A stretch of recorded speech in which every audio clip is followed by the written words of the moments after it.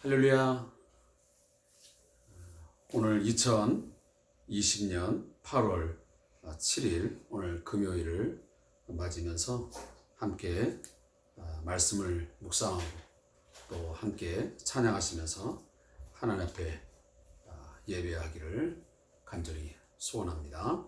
먼저 우리 찬송가 53장 성전을 떠나가기 전 우리 찬양을 하시면서 우리 예배 자리에 함께 나아가도록 하겠습니다.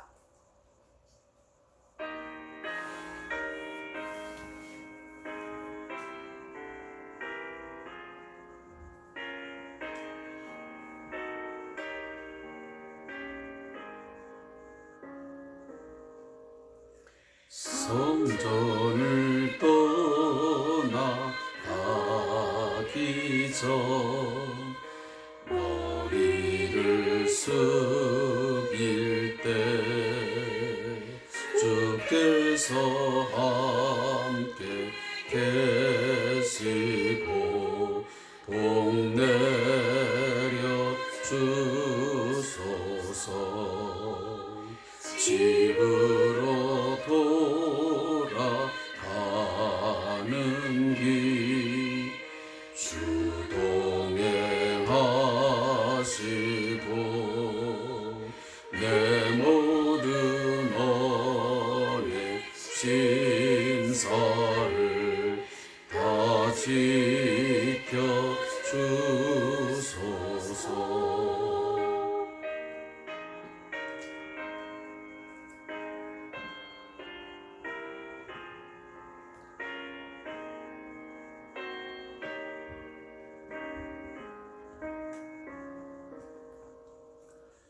거룩한 날이 다가고 저녁이 되도록 주 우리 맘에 빛되사 늘 계시옵소서.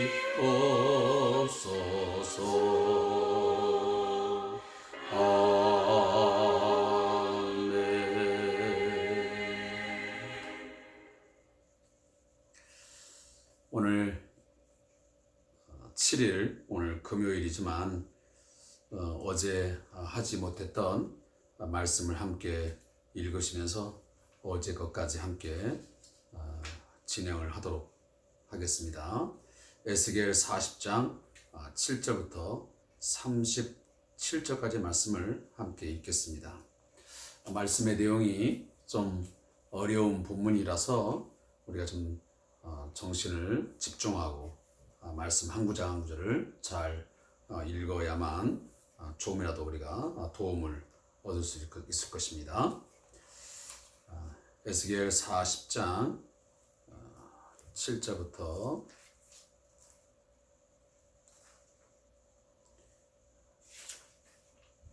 17절부터 죄송합니다. 에스겔 40장 17절부터 37절까지 말씀을 하겠습니다. 구약성경 1215페이지 있습니다. 함께 말씀을 천천히 합독하겠습니다. 그가 나를 데리고 바깥들에 들어가니 뜰 삼면에 박석 깔린 땅이 있고 그 박석 깔린 땅 위에 여러 방이 있는데 모두 30이며 그 박석 깔린 땅의 위치는 각 문간의 좌우편인데 그 너비가 문간 길이와 같으니 이는 아래 박석 땅이며 그가 아래 문간 앞에서부터 안뜰 바깥문간 앞까지 측량하니 그 너비가 100척이며 동쪽과 북쪽이 같더라. 그가 바깥뜰 북쪽을 향한 문간의 길이와 너비를 측량하니 길이는 50척이요 너비는 25척이며 문지기방이 이쪽에도 셋이요 저쪽에도 셋이요 그 벽과 그 현관도 먼저 측량한 문관과 같으며 그 창과 현관의 길이와 너비와 종려나무가 다 동쪽을 향한 문관과 같으며 그 문관으로 올라가는 7층계가 있고 그 안에 현관이 있으며 안뜰에도 북쪽 문간과 동쪽 문간과 마주대한 문간들이 있는데 그가 이 문간에서 맞은쪽 문간까지 측량하니 100척이더라. 그가 또 나를 이끌고 남으로 간즉 남쪽을 향한 문간이 있는데 그 벽과 현관을 측량하니 먼저 측량한 것과 같고 그 문간과 현관 좌우에 있는 창도 먼저 말한 창과 같더라. 그 문간의 길이는 50척이요 너비는 25척이며 또 그리로 올라가는 7층계가 있고 그 안에 현관이 있으며 또 이쪽 저쪽 문 벽 위에 종려나무를 새겼으며 안뜰에도 남쪽을 향한 문간이 있는데 그가 남쪽을 향한 그 문간에서 맞은쪽 문간까지 측량하니 100척이더라. 그가 나를 데리고 그 남문을 통하여 안뜰에 들어가서 그 남문의 너비를 측량하니 크기는 길이가 50척이요 너비가 25척이며 그 문지기 방과 벽과 현관도 먼저 측량한 것과 같고 그 문간과 그 현관 좌우에도 창이 있으며 그 사방 현관의 길이는 25척이요 너비는 5척이며 현관이 바깥들로 향하였고 그 문 벽 위에 또 종려나무를 새겼으며 그 문간으로 올라가는 8층계가 있더라. 그가 나를 데리고 안뜰 동쪽으로 가서 그 문간을 측량하니 크기는 길이가 50척이요 너비가 25척이며 그 문지기 방과 벽과 현관이 먼저 측량한 것과 같고 그 문관과 그 현관 좌우에도 창이 있으며 그 현관이 바깥들로 향하였고 그 이쪽 저쪽 문 벽 위에도 종려나무를 새겼으며 그 문간으로 올라가는 8층계가 있더라. 그가 또 나를 데리고 북문에 이르러 측량하니 크기는 길이가 50척이며 너비가 25척이며 그 문지기 방과 벽과 현관이 다 그러하여 그 좌우에도 창이 있으며 그 현관이 바깥들로 향하였고 그 이쪽 저쪽 문 벽 위에도 종려나무를 새겼으며 그 문간으로 올라가는 8층계가 있더라. 아멘.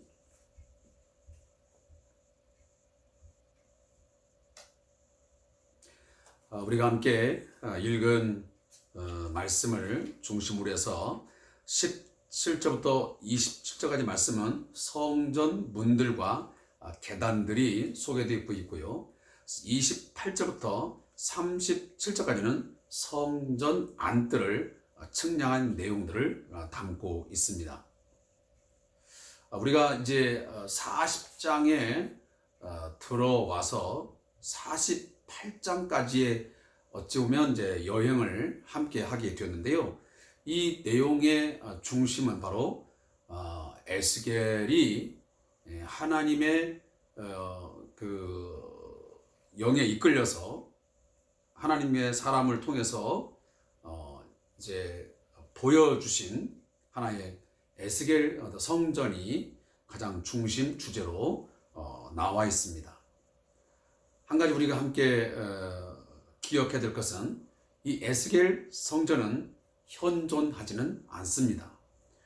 우리가 성전의 역사를 보면 제일 먼저 바로 이스라엘 백성들이 광야 생활할 때 성막을 제일 먼저 만나게 되었습니다. 성막은 모세를 통해서 하나님께서 지으라고 하심으로 이제 지어졌던 그러한 모형 어떤 그 건물이었습니다. 그것은 철저하게 이동식이었습니다. 그래서 그들이 이 40년의 광야 생활하면서 계속적으로 이동할 때마다 그 성막은 이동을 했죠. 그러다가 이제 그 이동형 성막이 이제 끝나고 이제 하나님께서 그들에게 성전을 허락하십니다. 그 바로 솔로몬 성전이라는 것입니다. 근데 이 솔로몬 성전은 결국 이 남쪽 유다가 예루살렘을 이 바벨론에게 빼앗긴 후에 결국은 함락당한 뒤에 완전히 다 무너지고 말았습니다. 우리 잘 아는 대로 바로 이 남쪽 유다가 바벨론에게 1차, 2차, 3차에 걸쳐서 포로로 끌려가는 장면이 소개되고 있죠. 바로 그때의 예루살렘 성전, 바로 이 솔로몬이 지었던 성전이 다 무너지고 말았습니다. 바로 그 이후에 바로 이 에스겔 성전이 이제 환상 중에 나타나고 있습니다. 그러나 이것은 그냥 하나님께서 보여주신 하나님의 환상 중에 보여진 것뿐이지 이것은 실제하지는 않았습니다. 그리고 그 후에 우리 잘 아는 대로 바로 이 스룹바벨 이제 성전이 나오게 되죠. 우리 잘 아는 대로 마지막 이제 선자들이 계속 느헤미야, 학개, 스가랴 뭐 이런 선자를 통해서 이 스룹바벨 성전이 지어지는 그런 모습들을 우리가 보게 되어집니다. 그 후에 이제 이 스룹바벨 성전을 좀 더 확장해서 만든 것이 바로 헤롯 성전이었고요. 그리고 헤롯 성전이 이제 완전히 다 회파되어진 후에는 지금까지 이 성전이 존재하지 않습니다. 지금은 바로 그 예루살렘 성전터에 그 이슬람들이 이렇게 그 금으로 만든 그 돔 형식의 전을 만들어 놓고 그들이 지금 오늘날 알라신을 섬기는 하나의 전으로 삼고 있습니다. 그래서 끊임없이 지금도 예루살렘에는 이 과거의 다윗 성전이 이 다윗이 그의 아들 솔로몬을 통해서 지었던 이 솔로몬 성전 그리고 아브라함이 그 이삭을 바쳤던 바로 그곳이죠. 그곳에다가 다시 제3의 성전을 짓는 것을 그들은 가장 이상적인 그런 것으로 보고 계속 준비를 하고 있다고 하는 그런 역사적인 내용들이 있습니다. 아무쪼록 그런 이제 성막 성전의 역사가 이제 있는데요. 오늘 본문에는 이 에스겔 당시의 성전의 모습이 환상 중에 나타난 것을 오늘 이 40장부터 쭉 이제 연결을 하고 있습니다. 근데 분명한 것은 예루살렘 이 성전, 특히 이 솔로몬 성전이 다 이제 멸망한 후에, 다 회파된 후에 그들에게서 이 성전이라고 하는 것은 어떤 삶의 구심점이고 신앙의 가장 핵심적인 그런 역할을 했던 것이 바로 성전이었습니다.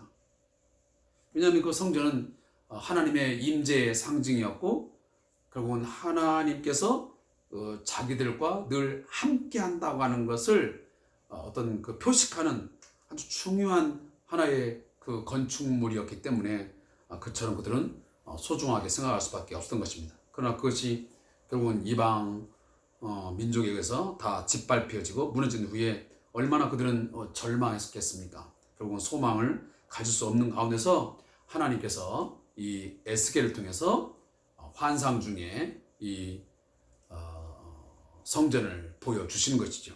그래서 이미 40장에 우리가 함께 보았지만 에스겔에게 하나님 말씀하십니다.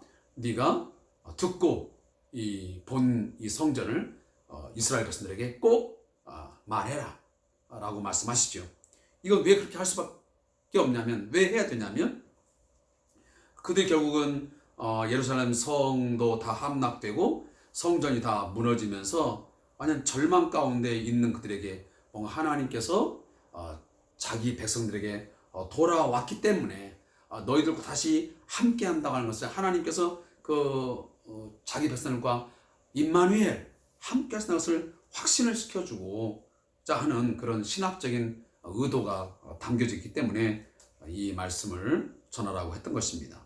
그래서 내용에 보면 제일 먼저 동쪽, 그다음에 북쪽, 남쪽 문이 있는 그런 이제 성전입니다. 에스겔 성전은. 그래서 여러분들이 이 지금 에스겔 성전의 모습이 잘 상상이 가지 않으면 여러분들이 그 다음이나 네이버에다가 에스겔 성전이다 이렇게 쳐서 들어가 보시면 많은 그 유튜브 동영상에 또 많은 글들에 예루살렘에 있는 그 성 안으로 성전 높은 곳에 보여줬던 그 에스겔 성전의 모습이 이 3D로 해서 나와 있는 것을 보게 됩니다. 그러면 이 말씀을 이해하는 데 상당한 도움이 될 거라고 생각이 되어집니다. 그래서 이제 동쪽, 남쪽, 북쪽 문이 있는 이 에스겔 성전의 이제 모습을 보게 되는데 그래서 하나님께서 이제 에스겔을 데리고 제일 먼저 간 게 뭐냐면 바로 동쪽 이제 문을 가게 되죠. 그래서 동쪽 문의 내용들을 보여주시고 그 다음에 바깥 뜰을 17절부터 19절까지 말씀을 하시고 다시 이제 그 바깥 뜰에서 이제 안뜰로 들어가게 됩니다. 왜냐하면 바깥 뜰은 이제 당시에 그 이스라엘의 그 어떤 일반 보통 사람들이 들어올 수 있는 그런 곳이었습니다. 여기까지 들어오는데 이제 안뜰까지 들어가는 것은 또다시 어떤 과정을 겪었던 것이죠. 근데 이제 그 안뜰과 그 안뜰의 남쪽을 바로 28절부터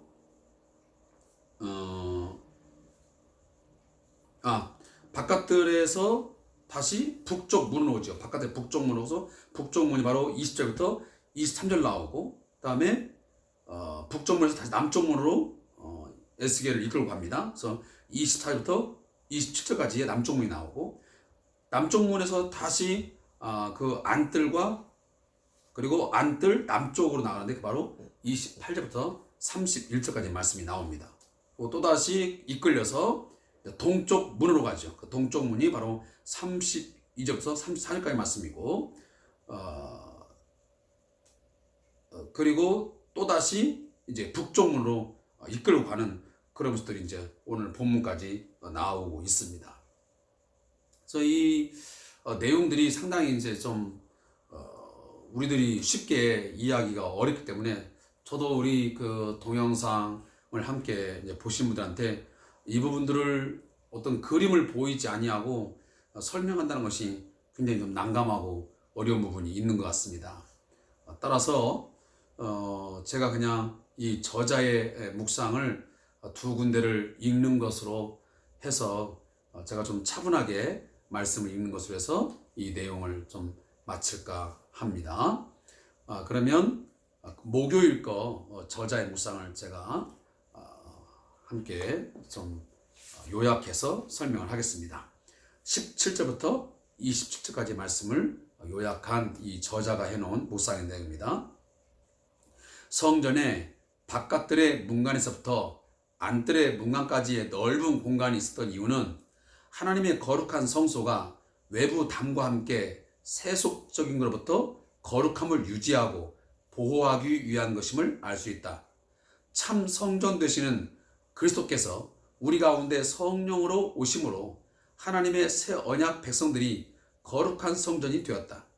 그리스도인들은 거룩한 성령의 전인 영혼과 몸을 하나님께 거룩한 사한 제사로 드림으로 세상적인 것으로부터 거룩히 구별되어야 한다.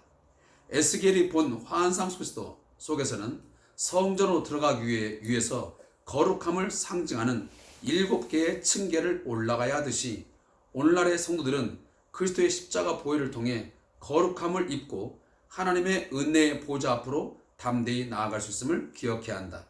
또한 성전 벽에 그려져 있는 종려나무를 통해 예배하는 모인 자들이 거룩하신 하나님께 나아갈 때 참된 생명을 얻을 수 있음을 인식할 수 있다. 새 언약 공동체가 함께 모여 영적 종려나무를 흔들며 그리스도의 아름다움과 풍성함과 승리를 예배할 때 세상이 하나님의 영광을 보게 될 것이다. 무릎 기도입니다. 거룩하신 하나님, 성령님을 우리에게 보내사 우리를 거룩한 하나님의 임재가 거하시는 성령의 전으로 삼아 주셔서 감사합니다. 그리스도의 십자가 보혈로 거룩히 구별되게 하소서. 아멘. 내용이 제가 읽으면서도 좀 정확하게 다 일목요연하게 정리가 되어지는 것 같지는 않습니다. 아무쪼록 좀 어려운 부분이 있다는 것을 제가 먼저 말씀을 드리도록 하겠습니다. 그러나 한 가지 중요한 것은 바로 이 성전을 하나님께서 왜 에스겔에게 이 시대에 보여주셨는가, 그 이유와 목적을 아는 것이 가장 중요한 것이라 설명을 제가 드렸습니다. 그래서 하나님께서 자기 백성과 함께 하신다고 하는 것을 뭔가 보여주시고자 하는 그런 의도가 가장 강하게 담아있는 것이 바로 이 성전에 보여주십니다. 환상을 보여주심이라는 것입니다. 두 번째, 이 28절부터 37절까지 말씀의 이 저자의 묵상의 그 요약 내용입니다. 성전의 동쪽 문이든 남쪽 문이든 북쪽 문이든 바깥들에서 성전의 안뜰로 들어오기 위해서는 먼저 바깥들로 들어가는 문 앞에 있는 7층계를 올라가야 하고 안뜰로 들어가는 문 앞에 있는 8층계를 올라가야 한다.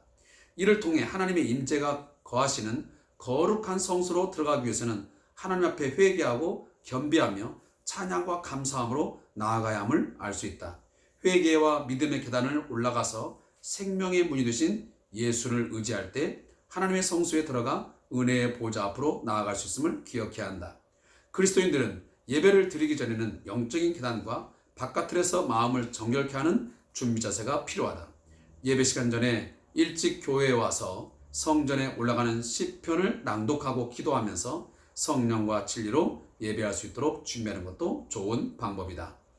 무릎기도입니다. 거룩하신 하나님, 하나님의 거룩한 성소에 나아가기 위해 회개와 기도, 말씀과 찬양으로 영혼을 준비하게 하시고 오직 그리스도의 보혈을 의지하며 거룩한 성소에 들어가게 하소서. 아멘. 아멘. 오늘 좀 당분간은 계속 아마 이렇게 좀 어려운 내용들이 계속 좀 반복되리라고 믿습니다. 아무쪼록 이 상당히 복잡한 내용을 단순히 큐티 내용 시간 동안 제가 여러분에게 상세하게 모든 내용을 다 전달하는 것은 상당히 좀 어려운 부분이기 때문에 이처럼 하고 지나갈 수밖에 없음을 좀 양해의 말씀을 드립니다. 여러분들이 좀 더 깊은 내용들을 알고자 한다면 여러분들이 섬기시는 교회 목사님을 통해서 아니면 또 요즘에는 서점에 가시면 또 인터넷을 통해서 이 에스겔 40장부터 48장까지의 주석 또 강해들을 얼마든지 우리가 접할 수가 있습니다. 그래서 좋은 주석들을 이렇게 보시면서 목사님을 통해서 소개받아서 보시면서 이 내용을 좀 더 정리해 나간다면 좋은 또 큐티의 좀 내용이 될 것이라고 생각이 됩니다. 우리 함께 기도하겠습니다.